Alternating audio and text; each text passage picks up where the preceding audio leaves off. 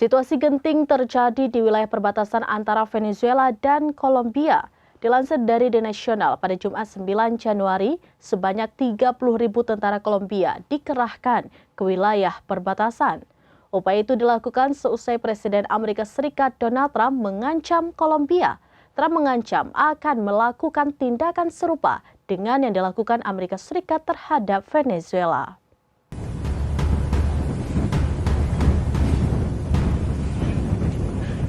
Situasi genting terjadi di wilayah perbatasan antara Venezuela dan Kolombia. Dilansir dari The National, pada Jumat 9 Januari, sebanyak 30.000 tentara Kolombia dikerahkan ke wilayah perbatasan. Upaya itu dilakukan seusai Presiden Amerika Serikat Donald Trump mengancam Kolombia.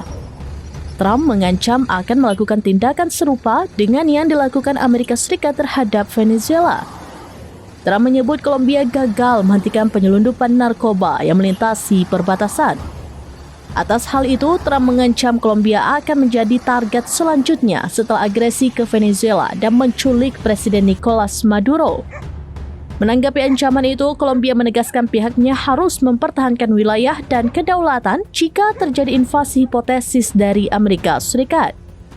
Oleh karena itu, sebanyak 30.000 tentara dikerahkan untuk menjaga wilayah perbatasan.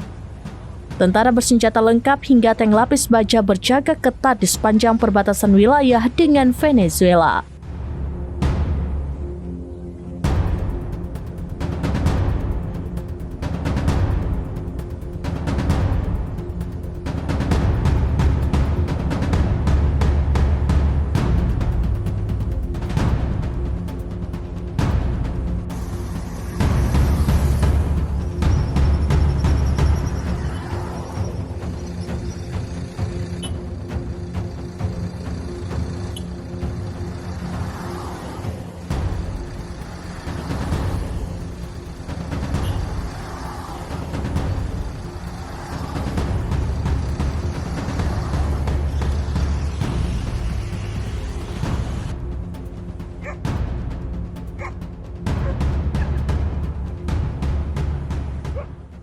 Download Tribun X sekarang, menghadirkan lokal menjadi Indonesia.